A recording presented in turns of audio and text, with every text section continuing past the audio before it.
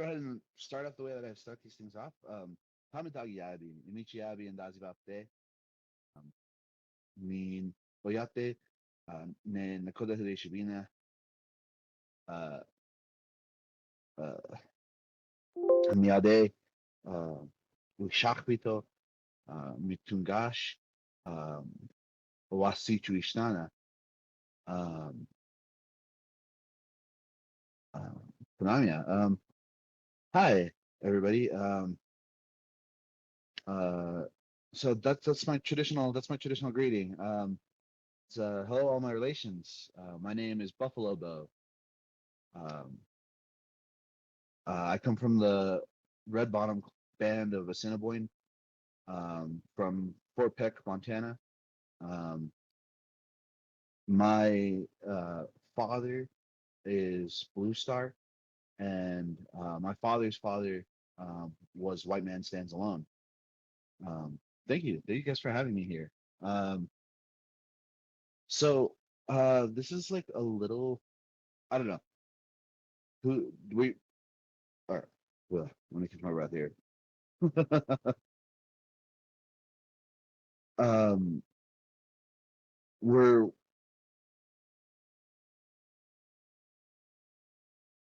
were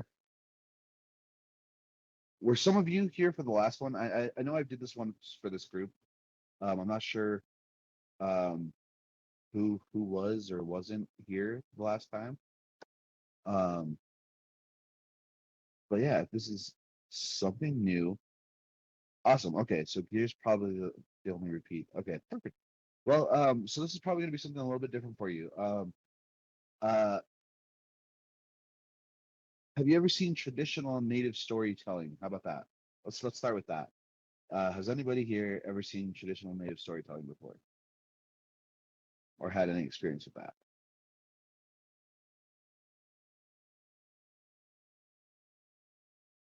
Really? Yeah. Okay, perfect.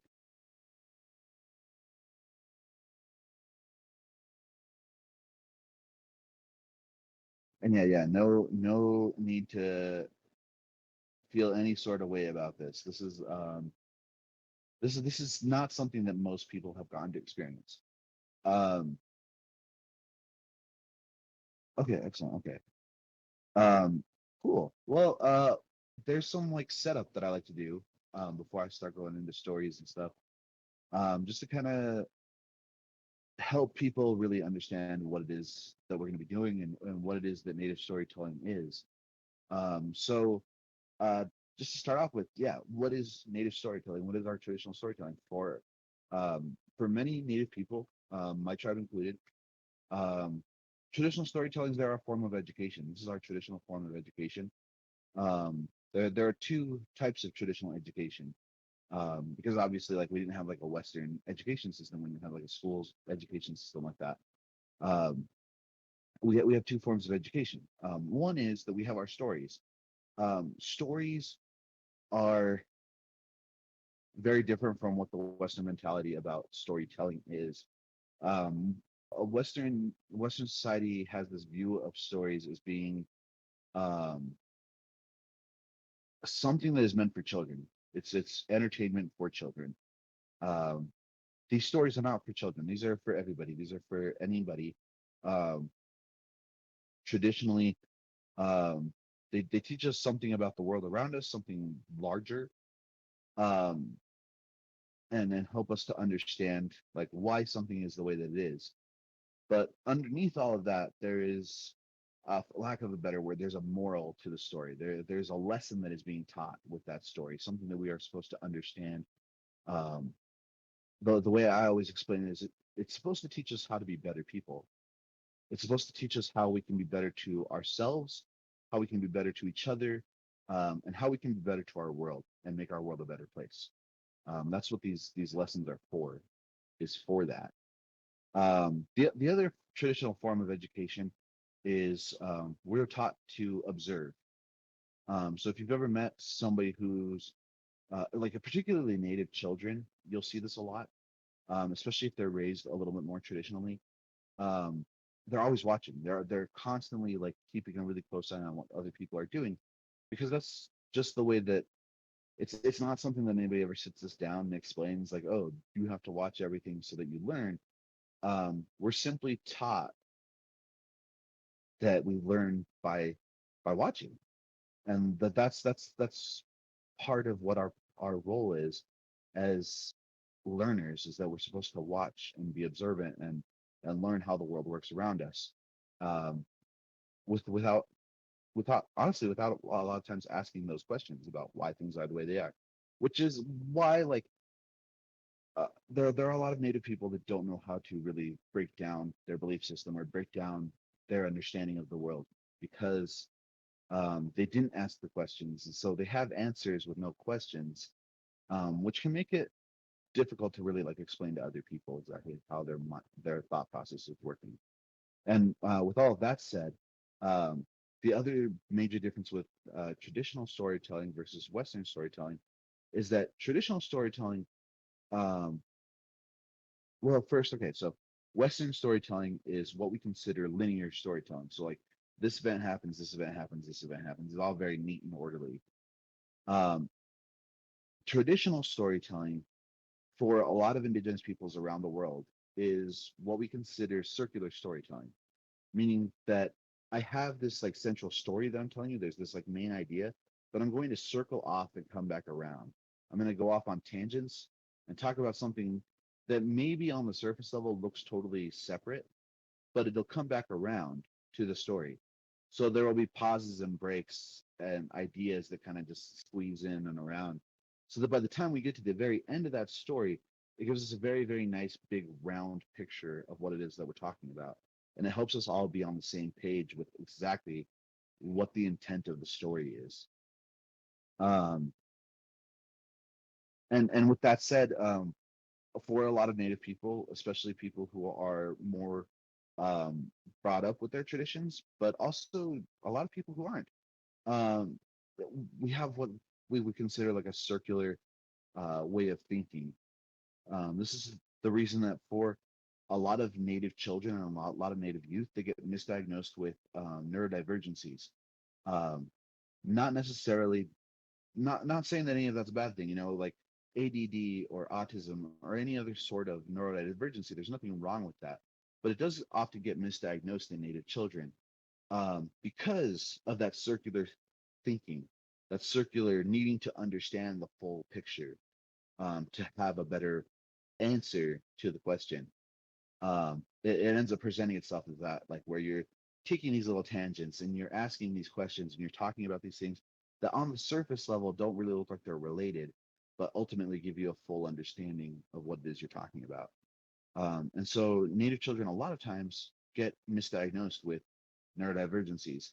Um, and again, like I said, there's nothing wrong with that. I mean, I'm pretty neurodivergent myself, but the reason I bring that up is because that's led to a lot of abuse within the education system, within the schooling system, particularly. Um, that because these children are misdiagnosed, they get put into a system that is really not built for them and does not help them, and is used against them in a lot of senses. Um, but yeah, with all that said, let's see. I'm trying to think if there's anything else I need to talk about before I start talking. um,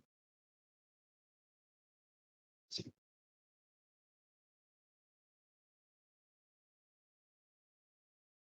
Yeah, exactly that. Like, it is this uh yeah, like you need to be able to see that full picture. That's a really um important idea with these stories, that there is a full picture. So yeah, like that's how the storytelling is going to look. It's going to look very um on some level maybe a little bit scatterbrained, where and that's why like I'll be taking these moments to pause and just kind of think, um because I want to make sure that I'm telling you everything that I need to tell you. I do this a lot, like um the storytelling thing is something that I started doing, um man, how long ago was that now? 7 years ago, something like that. I started around the time of the Dakota Access Pipeline protests. Um, I live here in Utah. For those of you who don't know me, I live in Utah. I currently live in Northeast Utah, in an area called Vernal. Um, I work seasonally as a um, National Park Service park ranger. I work as an education ranger, teaching people about the park. I work at Dinosaur National Monument, um, and that's like the thing that I'm passionate about. That's what I found something that enjoy doing for a living, which is being a park ranger. Um, and it's somehow turned being a storyteller into a job.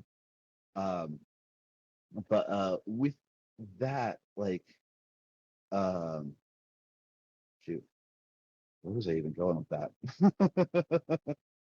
Oh yeah, so I've been in storytelling for about 6 years, 6 or 7 years now. I started during the Dakota Access Pipeline. Since I live here in Utah, there wasn't much I could do. I kept trying to go up to the protests. I kept trying to um, just like drop everything and go. Um, and for whatever reason, like that, just it wasn't working out for me. Um, and so I started doing other things to try to help. And so one of the things I did is I started telling stories. Um, I started telling stories publicly, just setting up these events where I would talk about my stories and I would use them to reach people and talk to people about what was going on with the pipelines and talk to people about um, what is going on with Native Americans in modern society. It's the reason that, like, a lot of times, like, sometimes I'll dress up, like, sometimes I'll wear my traditional clothing, sometimes I'll wear regalia um, when I do this, but a lot of times I like to do it just in my regular street clothes, just the way that I dress every day. Maybe a little bit nicer dressed up, but still just dressed up the way that I dress. Because it's really important to me to present Native people as a modern people, showing people that like we're not stuck in um, this historic picture. People have this real historic lens when they think about and look at Native people. They want us to still be living in teepees. They want us to still be hunting, sustenance hunting, and um, they want us to still be speaking our language and singing our songs and dancing. But a lot of times they forget that like we're people. We're still modern people. Like I speak English. That's the only language that I speak super well. I also speak Spanish, which is totally unrelated, but like I speak Spanish. I'm fluent in Spanish. Um, but uh, our cultures didn't die, and so they're not frozen in a frame. Culture is a living thing. Cultures that are alive change and adapt and shift and add more. And we lose some things. We do, absolutely. We have lost some things due to colonialism. Um, but we've gained a lot as well. Like so aside from this, like I'm a storyteller, I'm a park ranger. I've also played in a lot of punk bands. I currently play like um, acoustic folk music, like basically like folk punk, but more heavy on the folk side than on the punk side.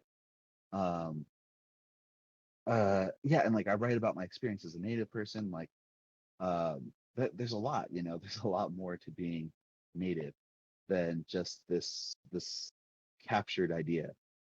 Um, and also like that captured idea, this lens that people have about native people, it only applies to a very very small group of native people. It does not apply to most native people. Like the picture that people have of natives, of Native Americans, is very very much like uh, northern Great Plains, and very specifically the Lakota. That's the image that people have of Native Americans. Um, and that's such a small view of what we actually are. And it's funny to say that because as a culture, my culture is very very similar to the Lakota culture. I'm Northern Great Plains as well. Um, I speak a Siouan dialect. Like my language is considered in the same family as Lakota, um, but we are distinctly not Lakota. And our culture, we do have some things that are very very distinctly ours. Um, Uh, but like down here where I live right now, like Utah, super, super different culture for the native people that lived here. We're out in the desert. We're out in the Colorado Plateau. We are not on the Great Plains. Um, and that's not the traditional image of these people that people should have. Um, so yeah, anyway, a lot of rambling, a lot of trying to like kind of explain where I'm at. Um, but yeah, let's go ahead and hop into a couple stories. So other thing I guess I'll mention is that I don't ever plan this out. Like I try to meet the people that I'm talking to first before I decide what stories to tell. Um, which is also like a pretty traditional idea. This like idea of like not really making a plan, um, but figuring things out as they go. Um, yeah, let's see.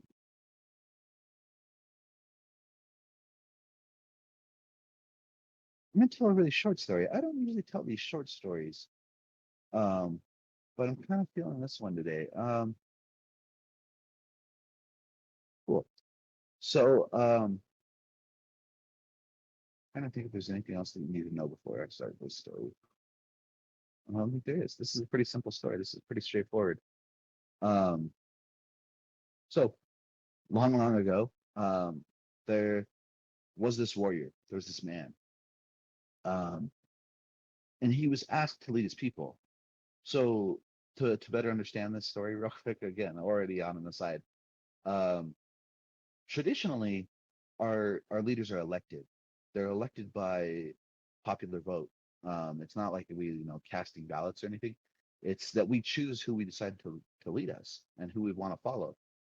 And that there's no being forced to follow, but sometimes that means that you have to like strike out on your own. And I have another story about that. But the point is that people are chosen not because they step forward and say, "Hey, I want to do this," but because the people trust them. So this young warrior, he's asked by his people to become one of their leaders.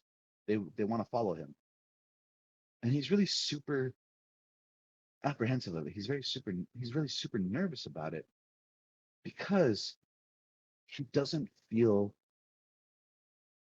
he doesn't feel that he's old enough, that he has that enough wisdom, that he's learned enough about the world to be leading other people.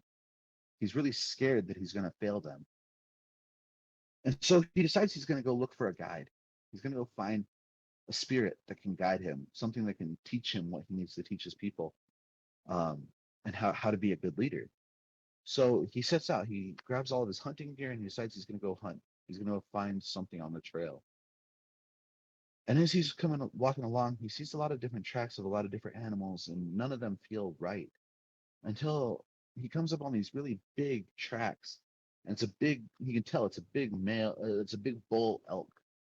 Um, and it's like such a big, giant bull elk, just from judging by the tracks and how deep they are and how wide they are and how its gait is, that he can tell this thing's lived a very, very long life here in the woods. And he's sure of it. He's sure that this big, powerful bull elk will be the thing that can give him some guidance, that can teach him some wisdom.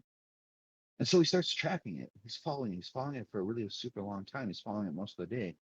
And as he heads into the tree line and starts following it further into the tree line, he's so distracted by following these tracks down on the ground that he starts forgetting to watch where he's going. And he walks right through a spider's web.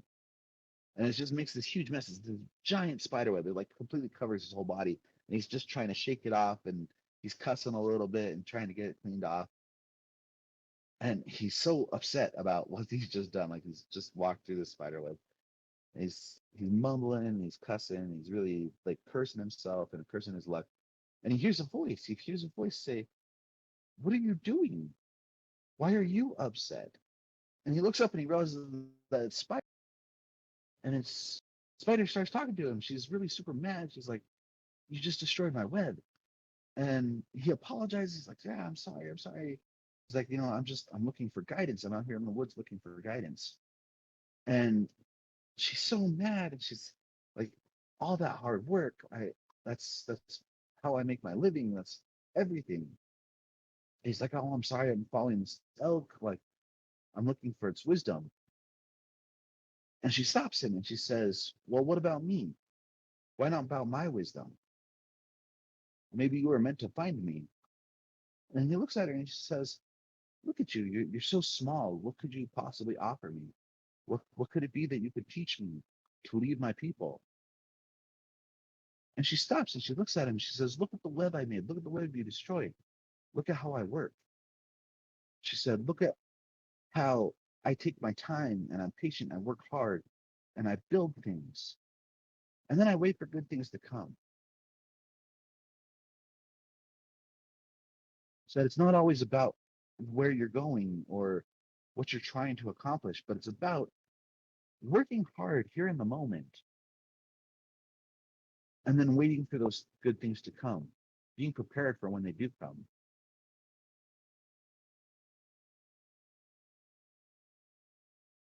And this really strikes a note with him. He really realizes that he was so busy looking for something that he wasn't paying attention to what was right here. And that's the wisdom that he takes back to his people. He takes back the wisdom of patience. The idea that it doesn't matter what's going on out and around us.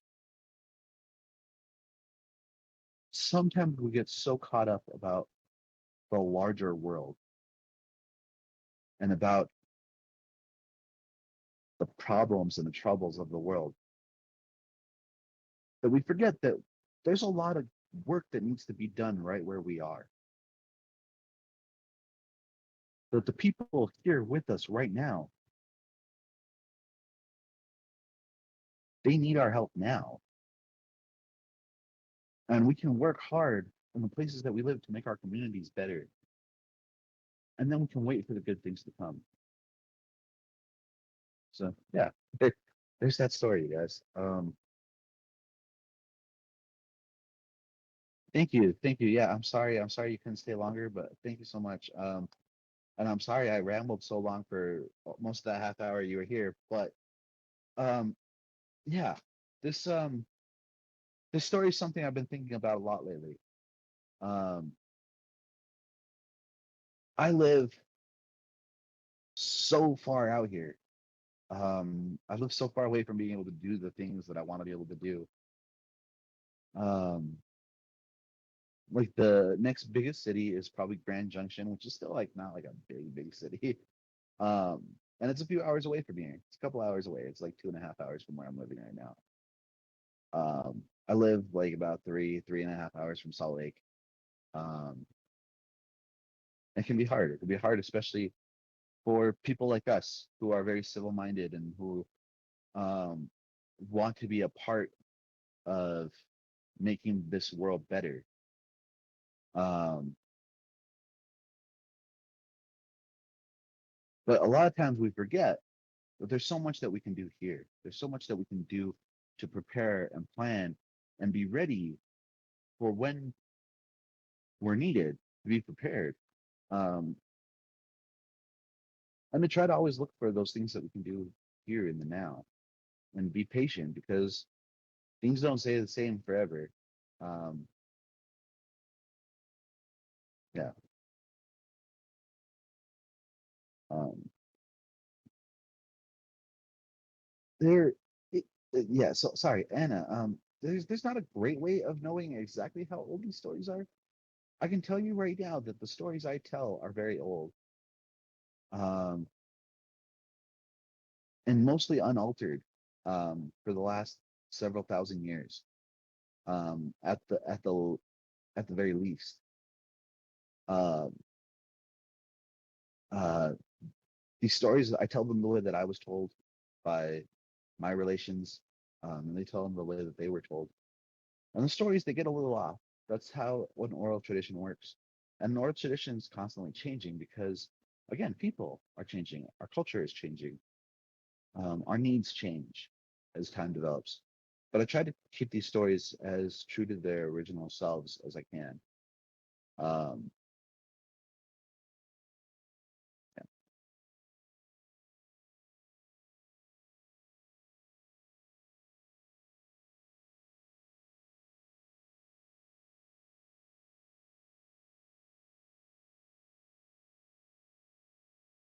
yeah, um, I'm glad. I'm glad that this story has seemed to serve some of you.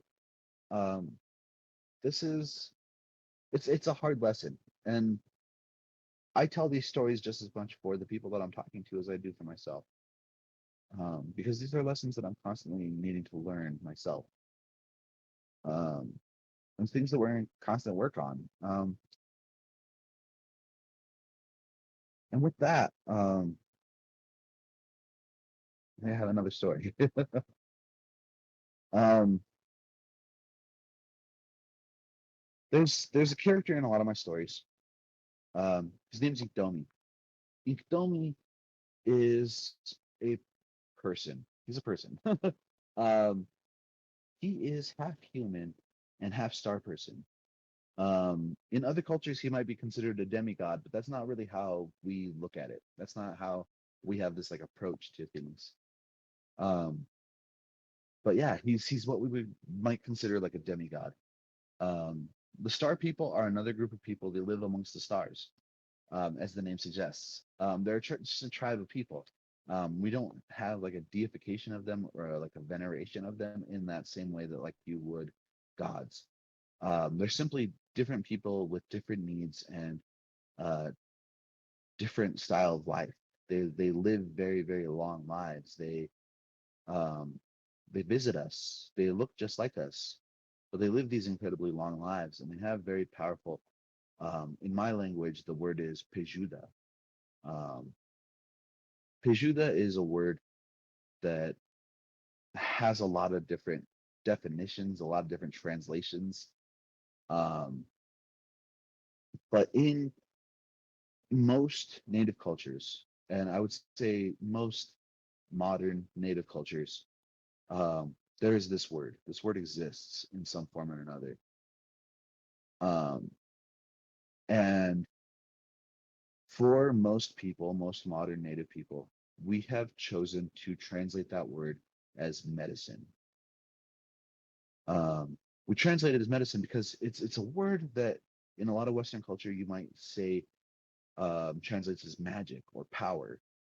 Um, but we call it medicine because it's not meant to be self-serving, and sometimes it is. Sometimes people use it in a very self-serving manner, but it's not meant to be self-serving.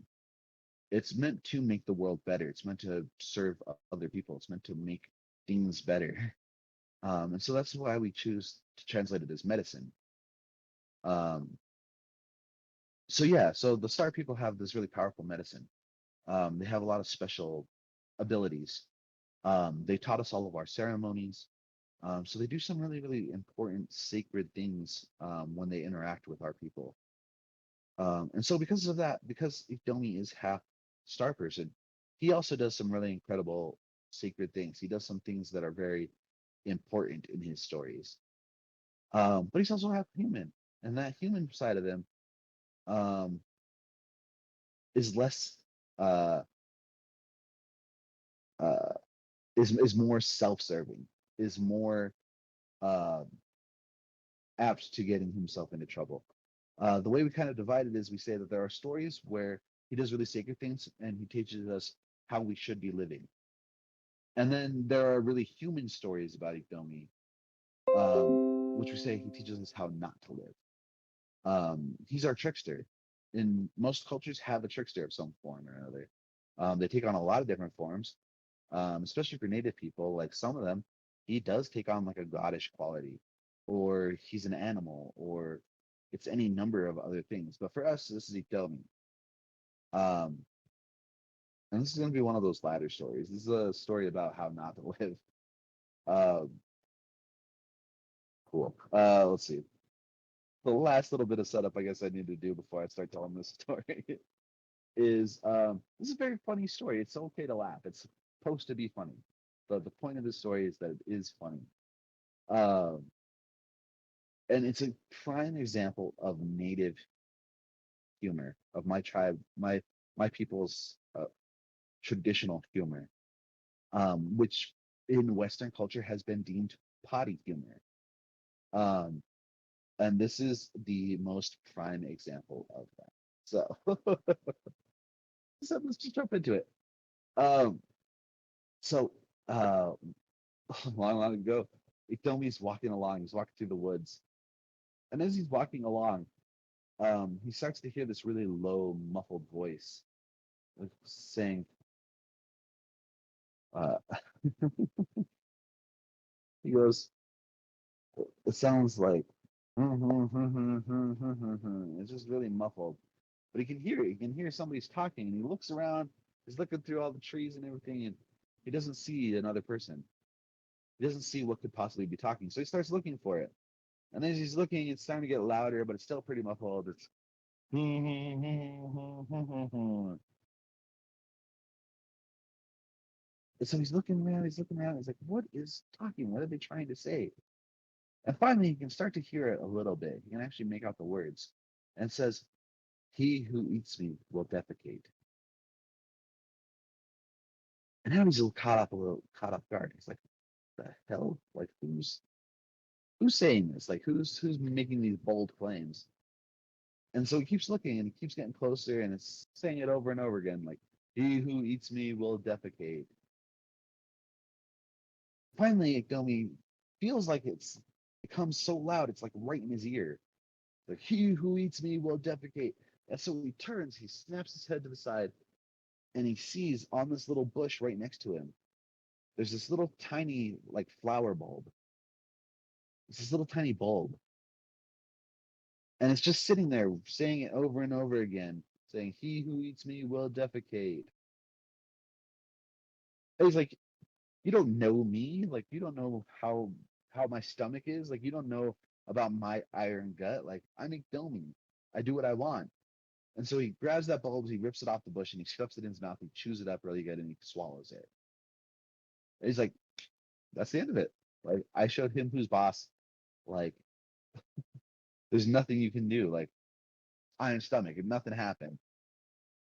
So he starts walking along, and nothing's happening. And then he starts to feel a little bit gassy. He's starting to feel a little gassy, like a little bloaty. He's like, maybe that's what I was talking about. It's not that big of a deal. It's fine. And then as he's walking along, he lets out the littlest, tiniest, squeakiest fart. He's like, yeah, that's nothing. That's not bad. It's totally fine. Everything's fine. But as he's walking along, it's getting bigger and bigger farts. And every time he's just like, whatever, whatever. It's not that big of a deal. And then he lets out a fart so big that it actually like hurts his butthole. Actually, like hurts as it's coming out. He's like, whew, oh man, that was a good one. Oh, whew. But that's fine. That's fine. This is totally fine. But now the farts start to get more and more forceful. They start to actually like one picks him up off his feet and kind of scooches him forward. And then another fart actually knocks him to his hands and knees. It knocks him over. And as he's there trying to recover, he farts again and it knocks him and drags him like face first across the ground. Oh man. So he stands up and he finds this like log laying on the ground. And so he goes and he like wraps his arms around it. It's like hold it on. He's like, oh God, please no, please no. And he farts again and it farts so hard that it throws him and the log up into the air. And at the very last second, he has to roll out of the way because the log almost crushes him. He almost dies. And so he runs over and he finds this big poplar tree and he grabs onto the poplar tree as hard as he can. And he farts so hard that he actually lifts him up off the ground and it tears the poplar out by its roots. Okay, if you don't know, poplars have really super, super shallow roots.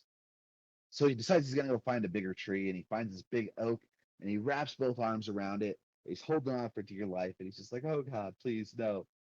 And he farts so hard that he actually kicks himself in the back of the head.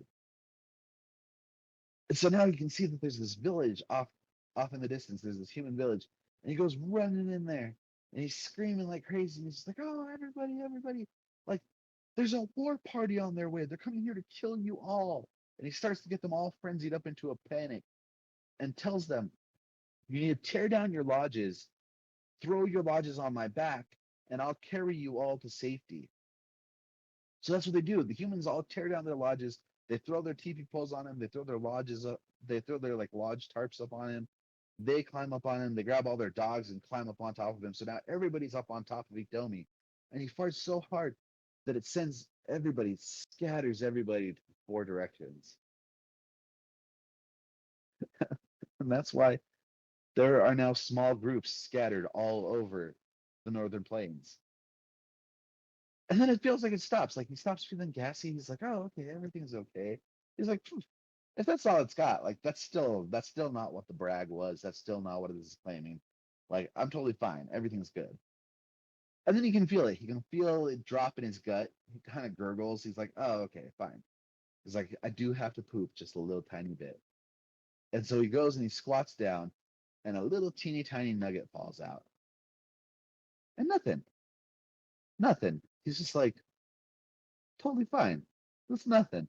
Even just a little tiny, tiny poop. It's nothing for the great Domi.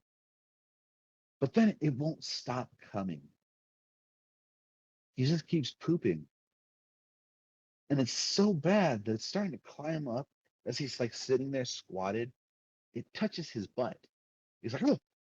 So he goes and he climbs up on a log, and now he's squatting on that log over the edge. And it keeps coming and coming, and it touches him again. So now he starts to climb up a tree. And as he's climbing this tree, the poop keeps following him. And eventually he gets to the very top of the tree. He's like 150 feet in the air, and the poop will not stop coming. And it starts to get all over the branch that he's standing on. So he's like, okay, I'm gonna get like a different angle on it. He grabs onto the top of the tree and he turns around and he like squats down so that he's like hanging off over the edge. But there's all this poop already on the branch, and he steps in it and he slips.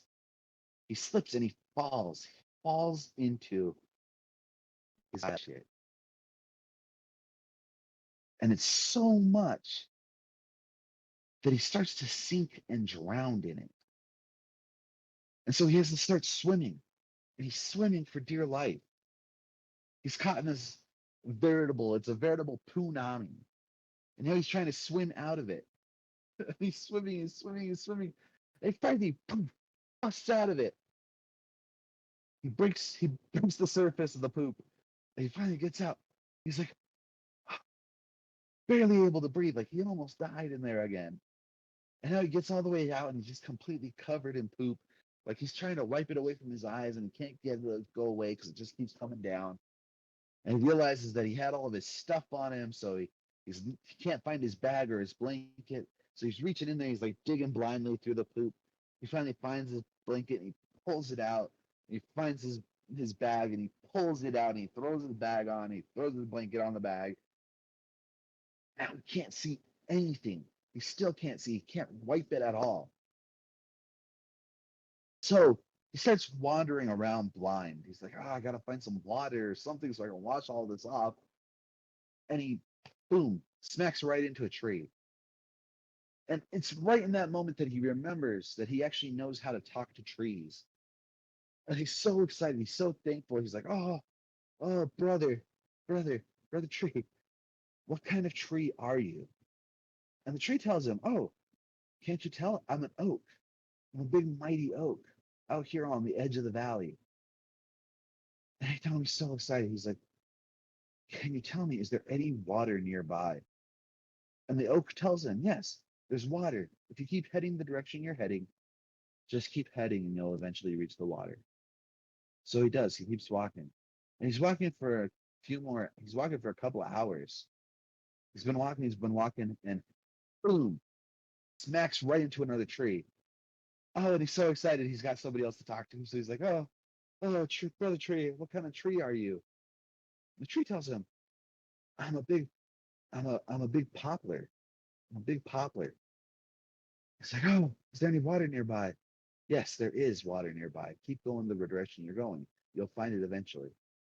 And so he keeps walking, he keeps walking. He's been walking for a few more hours, and like the poop is just starting to dry on him. It's starting to get all crusty. Like he's having a really hard time walking now. And boom, smacks right into another tree. He asks the tree, what kind of tree are you? And the tree tells him that it's a cottonwood. It's a big cottonwood. He's like, oh, is there water nearby? He says, yes, we're in the middle of the valley. Keep heading forward and you'll reach it. And so he keeps walking, he keeps walking, he keeps walking. And eventually he starts to hear a noise. It sounds like somebody's laughing at him. Just sounds like he thinks somebody's laughing at him. So he starts to follow the sound of that laughter. And he asking, "Oh, can you help me? Can you help me?" And eventually he runs into it and he realizes that it's another tree. It's actually a bunch of red willows rubbing on each other, laughing at him. They're like, hee hee. And he's like, "What kind of trees are you?" And they're like, "We're red willows." And he's so excited. He's like, "That means water must be right nearby." And they say, "Yes, there's water right on the other side of us." And so he jumps up over them, lands in the water, and he just starts to try to rub it all off, tries to clean himself all off. And he's just, this poop is just dried and caked on him. And it's that kind of washing, that kind of scouring where you have to rub super hard to get it to come off. And it starts to make the skin all red. You're peeling off layers of skin with it. It's all up in his hair, and he's trying to wash it all out of his hair. And it's just made his hair into this big knotted mess. And then he's got to wash it out of his clothes. So he strips down naked and he's scrubbing all of his clothes, trying to wash them out. And then he realizes that he's still got his pack and his blanket, so he has to wash his blanket. His good, nice blanket's just completely covered and crusted in poop. And then he gets his bag and he dumps his bag on all of his belongings fall out of the bag, as well as just a ton of shit falling out of the bag with it. And then he flips it inside out and he's scrubbing it out, trying to clean all the poop out of it and off of it. And eventually he has it all. Finally, he's all cleaned out. Everything's clean. Everything's laid out along the side of this river, and he's just laying there trying to dry off. And he stops and he goes, "Oh, is that it?" That's the end of the story. Now, like I said, this story is supposed to be funny. I'm glad I can see some of you are definitely enjoying the story. The story is supposed to be funny. I call this story Ikdomi and the Bulb. Um, it is an awful story. The whole event is just awful. But we learned some really important lessons from this story. Now, first of all, like I said, a lot of my stories they do explain something very literal about the world around us. This story explains that yes, there are many things in this world that you can eat that will make you feel like you will never stop pooping. There are a lot of things. Uh, Nobody's even totally sure what he ate, what kind of bulb he ate. I grew up I grew up thinking that it was probably like a rose hip or something. But the idea is that this little teeny tiny bulb is the thing that made it feel like he would never recover. It almost kills him multiple times. He almost dies from this poor choice that he made. Now, with all that said, the lesson that I like to teach with this is very simply shit happens. There are some really awful, terrible things that happen to us in our daily life. Sometimes those problems are of our own making. Sometimes we make poor choices. Sometimes we make mistakes. Sometimes we do things that we know we shouldn't do, that we've been warned not to do. Sometimes that makes our lives very, very tough and miserable. To put it in perspective, I also am super, super lactose intolerant, like most Native people are. Most Native people, we just don't have the genes for digesting cow milk. Um, and yet sometimes I still make the decisions that I am just going to have a bad day afterwards. Because sometimes you want to eat some ice cream or something. Um, and it's a calculated risk. Sometimes you make a calculated risk. You're like, yeah, maybe this time it won't be so bad. And then it always is that bad.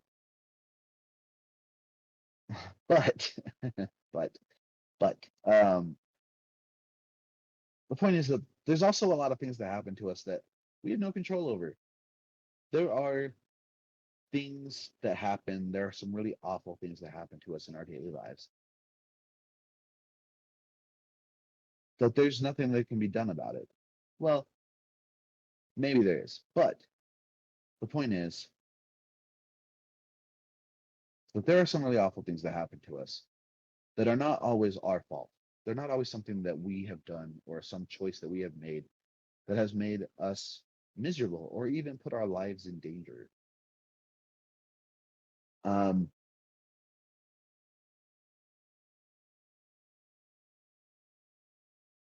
on top of everything else that goes on in my daily life, um, I have clinical depression and anxiety.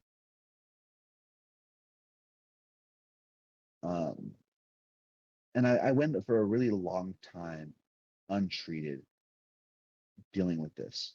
Um, I got a diagnosis. My first official diagnosis was when I was 25. But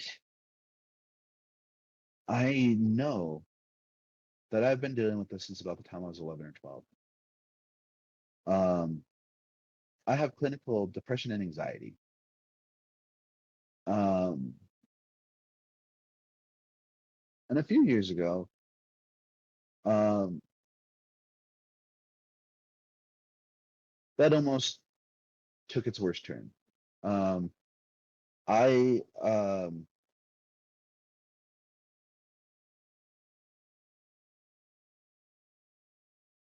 okay, put some stuff in perspective. I also have this thing that I call the black cloud, which was how I described my depression before I knew what it was. And it still feels like its own autonomous thing. It's this thing that follows me around. And when I feel like things are finally getting better, or when I feel like things have been going well, it causes some really awful things to just shit all over me. Um, and in the summer of 2017, um, I decided that I had had enough.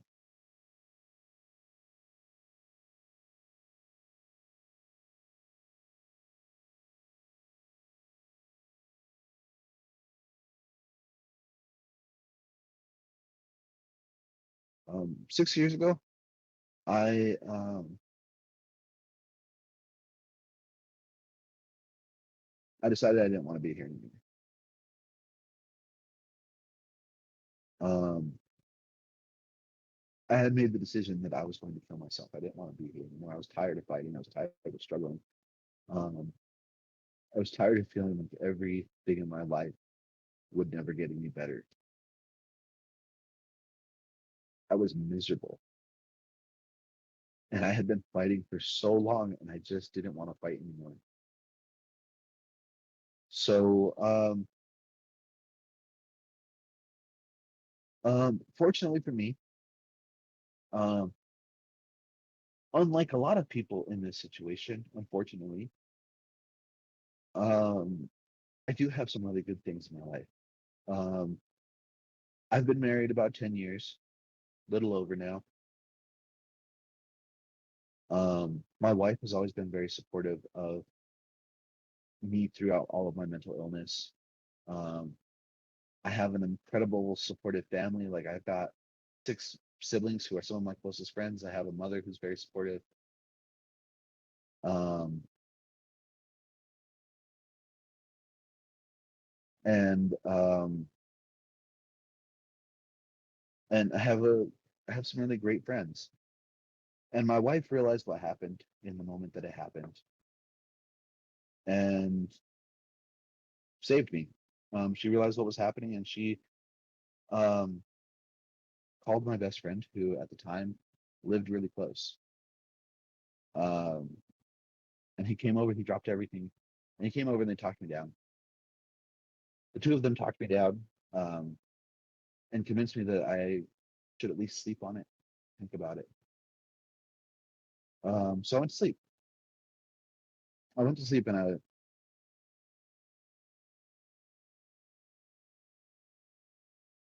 I got up the next day and I found out that my wife had stayed up all night trying to figure out what we could do to to ease what was going on with me. And the first thing she told me to do was I needed to quit my job. I hated my job. I was working like a call center and it was just miserable.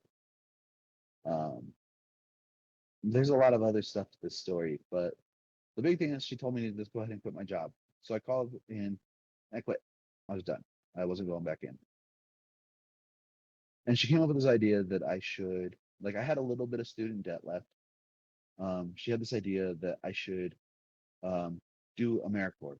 If you're not familiar with AmeriCorps, AmeriCorps is basically the same thing as like Peace Corps, but um, you stay stateside. Um, you help communities within the United States.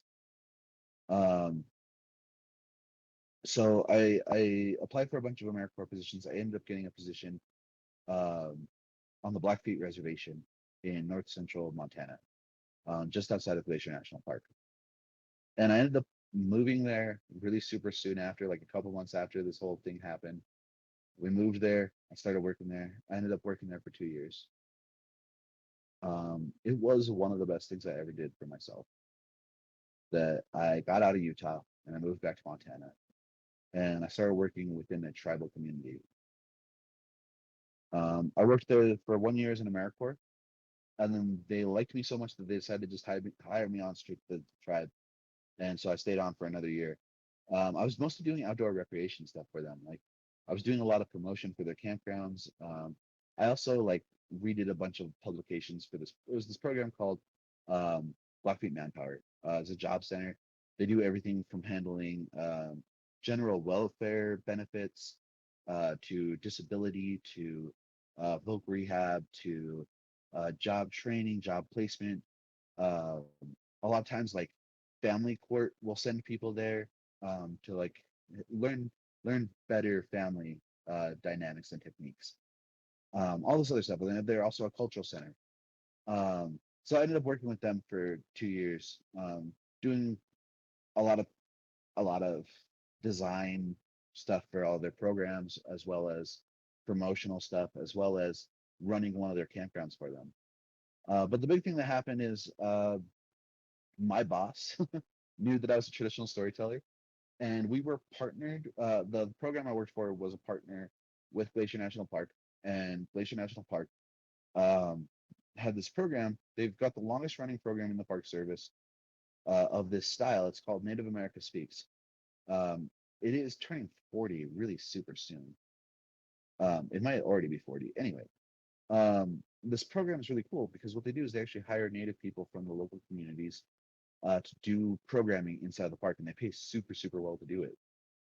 Um, and so uh, the the park found out that I was a storyteller, and they hired me on to do evening programs for them. And I kind of became like the guy who stepped in at the last minute when people would drop out because like they knew if they could give me an hour, I'd be there. Because I love doing this. I love storytelling, and it also paid super well. Um, so in the 2 years that I was there, I ended up doing somewhere between 40 and 50 programs for the park. Um, during that time, my daughter was born. My first child was born. We decided to move back to Utah because most of my family still lives in Utah. My wife's family all still lives in Utah. We wanted to raise our kid around family, and that was a super hard decision because I did not want to move back to Utah.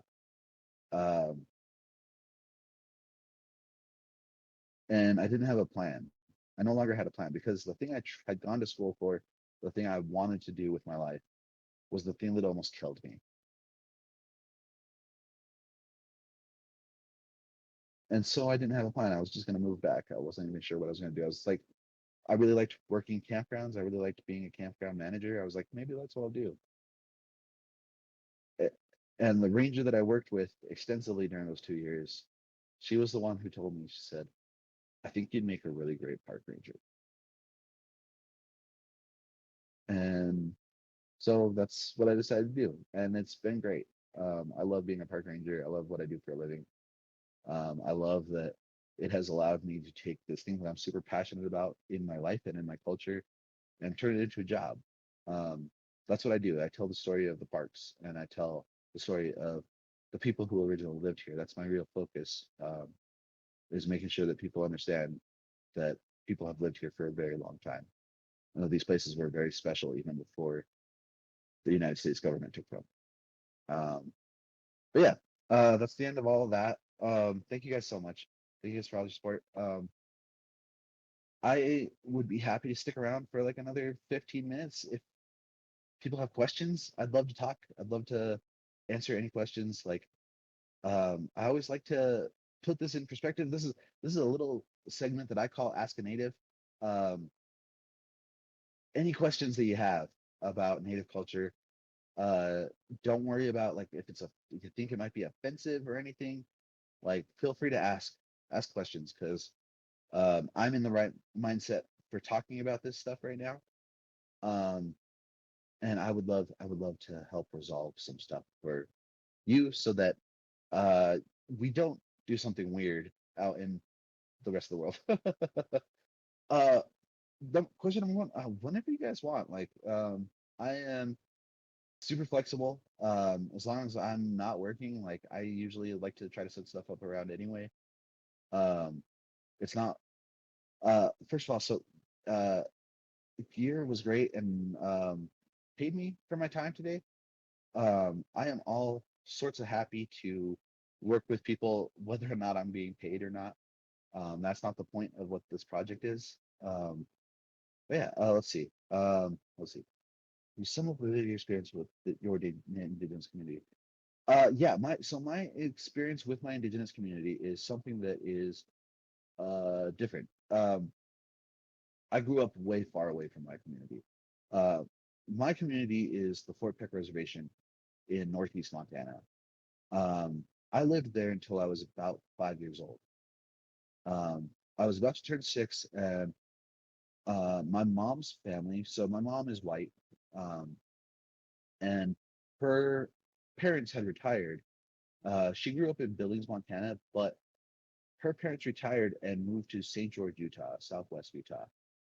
Um, and eventually, we made the decision to move down and be close to them. My parents decided that they did not want to raise us on the reservation. Reservation life can be pretty bleak, and if you can find a foothold somewhere else, some people try to take it. Um, so my parents moved to St. George, Utah, and that's where I grew up. Um, I tell people I'm from Utah. I grew up in Utah. I've lived here most of my life. Uh, between six and man, even what even between six and almost 30, I lived here predominantly through that. I'm 35 now.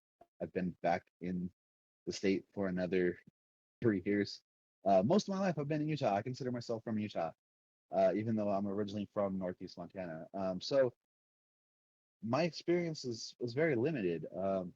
I, as an adult, I've tried to go back up at least once a year. Um, Recently, it's been more. It's been a couple times more. I'm starting to finally build some non-direct family relationships on the reservation with other people because I've started participating in a lot of ceremony. So me and several of my siblings, we go back up every year and participate in our tribe Sundance. Um, which not get into in the details of that, but when you decide to be a dancer, it's a 4 year commitment. I just finished my second year. I've still got 2 more years of dancing to do before I've like completed my commitment to the Sundance. Um, yeah, so now I go back up every year at least once or twice, and try to have like that experience of having a relationship with that community. Growing up, I didn't have much of a relationship with the Native community. It was mostly just my family and my ties directly to my culture, because I did not grow up with very many Native kids. And also, like, even though I did grow up with some Native kids, like, I was super, super unpopular in high school, um, which made things like worse. It exacerbated things. I didn't really get along with other Native kids. I didn't get along with most kids. Um, so it's not until I was an adult that I started to actually have Native friends and Native family outside of my blood family, which has been great. It's been great. I'm really super lucky for the relationship that I do have, and especially as I become more vocal and more outspoken as a community member, I get a lot more experience of interacting with other Native people. Um,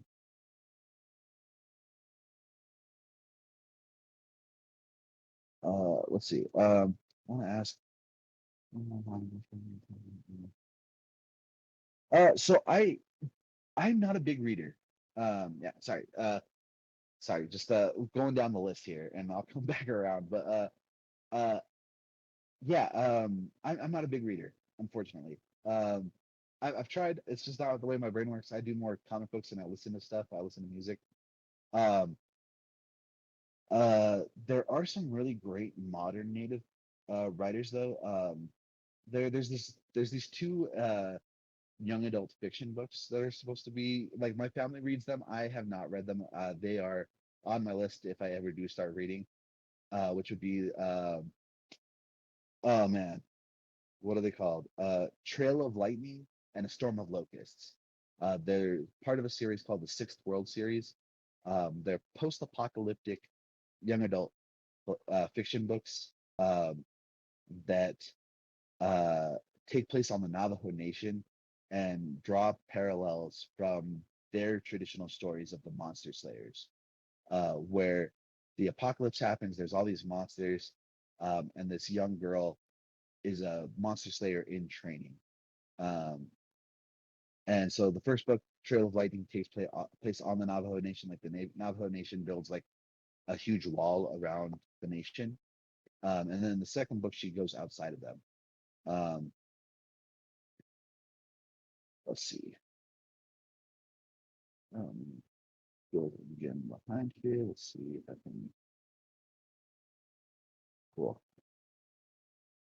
Yeah, there are some other like really good modern reads too, like less fiction. Like there is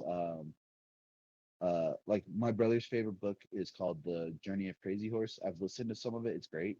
Um, yeah, there are a lot of cool things to read out there.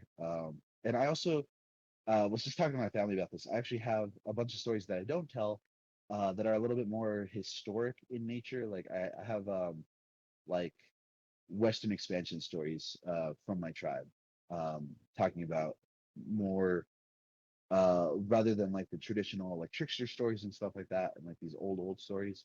I do have more, slightly more recent stories about medicine men and soldiers and people doing significant things in the frontier during a Western expansion and during the Reservation period. But yeah, let's see.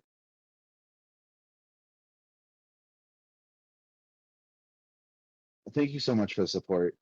Yeah, the depression thing is something I constant battle.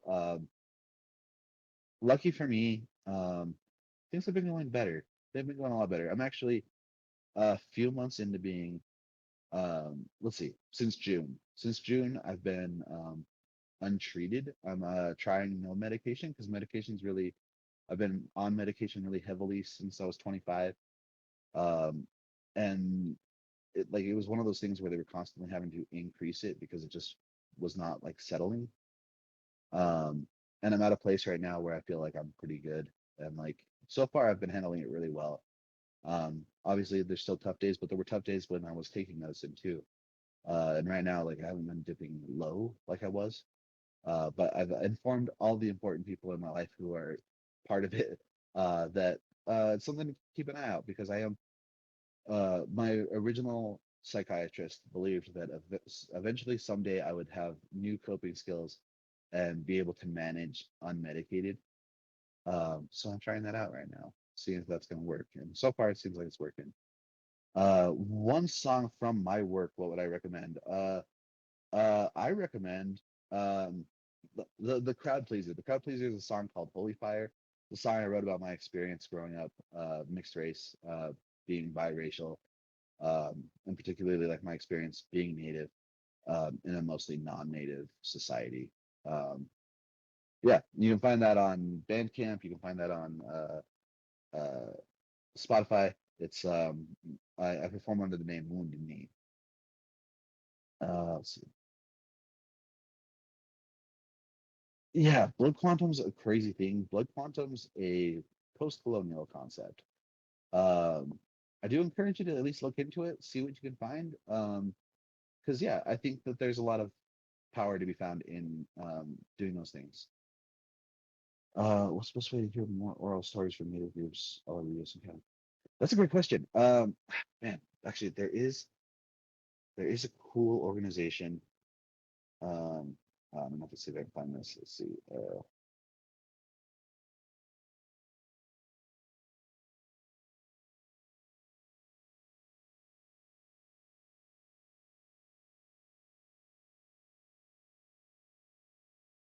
Man, see if I can find this thing because there is this cool organization that really focuses on stories. And like trying to help people find presenters.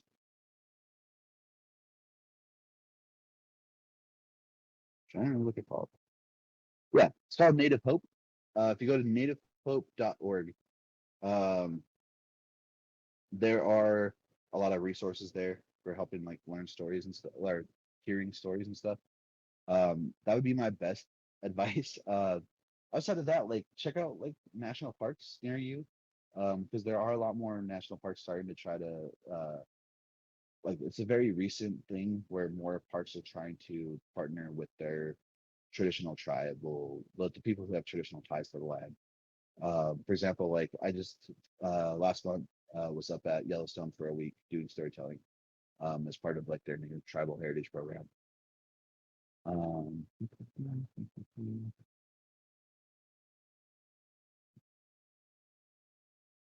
ooh, comics are. Oh yeah, there is a cool comic. Now that you think about it, let's see. Uh,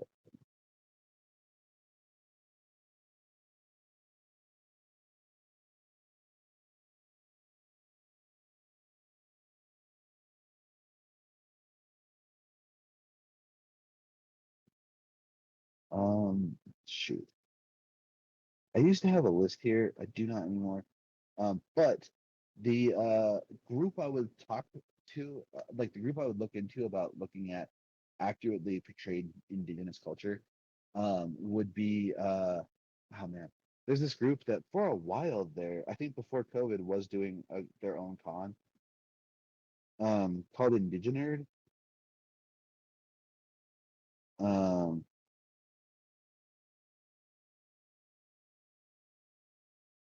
yeah, I would look up Indigenerd. Um, so I'll type that in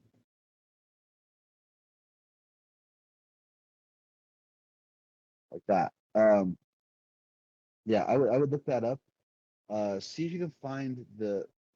mm, Oh man, I'm trying to remember. So they were doing like an Indigenous Comic Con at one point.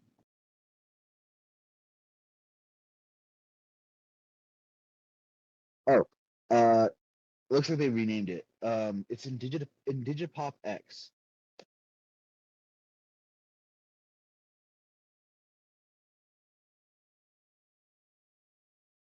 Yeah, that's the one right there. Yep, Indigipop X. That's the one I would look into. That's the convention that they actually have for native comic book stuff. Um,